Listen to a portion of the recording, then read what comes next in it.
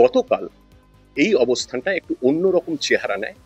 প্রায় 2-2.5 হাজার আন্দোলনকারী তারা চলে আসেন এবং তারা বিকাশ ভবনে ব্যারিকেড করা ছিল পুলিশের, তারা সেটা ভেঙে ঢুকতে চেষ্টা করেন।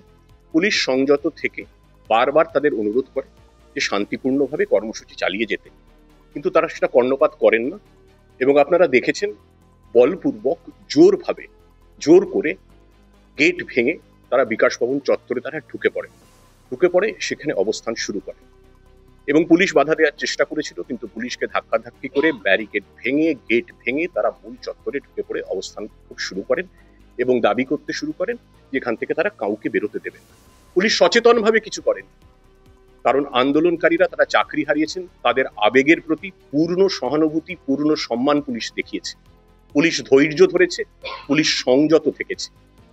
বলপ্রয়োগ যদি পুলিশ করতে চাইতো তাহলে সেই সময়ই করে দেয়া যেত, যখন গেটটা ভাঙা হচ্ছে। তা করা হয়নি। তারা ঢুকেছেন, অবস্থান করেছেন, তারপরও পুলিশ 7 ঘন্টা ধরে তাদেরকে বুঝিয়েছে।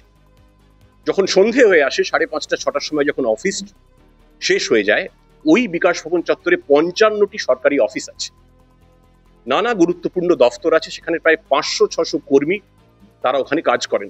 তারা সন্ধ্যের পর বেরোতে চান এবং যারা আন্দোলনকারী যারা ভেতরে বসেছিলেন তারা একই অবস্থানে তারা অনড় থাকেন, আমরা কাউকে বেরোতে দেব না।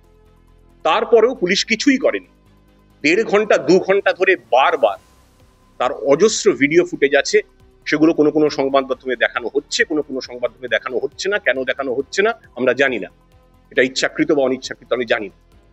পুলিশ বারবার মাইকিং করেছে, সেই সমস্ত ভিডিও ফুটেজ ক্লিপ আমরা আপনাদের শেয়ার করে দেব। তারপরেও তারা অনড় থাকেন না, আমরা বেরোতে দেব না।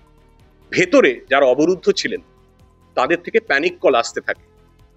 অনেকে অসুস্থ ছিলেন, বয়স্ক মানুষ ছিলেন, মহিলা ছিলেন, তারা বলতে থাকেন যে আমাদের বেরোতে দিন। একজন সন্তান সম্ভবা মহিলা ছিলেন, অসুস্থ বোধ করছিলেন, তিনি বাড়ি যেতে চাইছিলেন। এক তরুণী, তার মায়ের শারীরিক অবস্থা অত্যন্ত গুরুতর, তিনি বলেছিলেন ওষুধ দিতে দেরি হয়ে যাচ্ছে, আমাকে বেরোনোর ব্যবস্থা করে দিন। আমরা চেষ্টা করেছিলাম বারবার, যতবার চেষ্টা করেছি আমরা ততবার প্রতিরোধ এবং উচ্ছৃঙ্খল বাধা এসেছে এবং বারবার আটকে দেওয়া হয়েছে, না কাউকে বেরোতে দেওয়া হবে না। এটা তো চলতে পারে না। তখন বাধ্য হয়ে মরিয়া হয়ে এক তরুণী, আপনারা দেখেছেন তার ছবি, মেজেনাইন ফ্লোর থেকে নিচে ঝাঁপ দিয়েছেন, তার পা ভেঙেছে, তিনি গুরুতর আহত, গুরুতর অসুস্থ। আমরা তারপর মাইকে বারবার অ্যানাউন্স করি যে আমরা নিরাপদে, এদের যারা অবরুদ্ধ আছেন আপনারা শান্তিপূর্ণ আন্দোলন চালিয়ে যান, অবস্থান করুন, কোনো অসুবিধে নেই, কোথাও কোনো অসুবিধে নেই, বিকাশ ভবনের এই চত্বরেই করুন।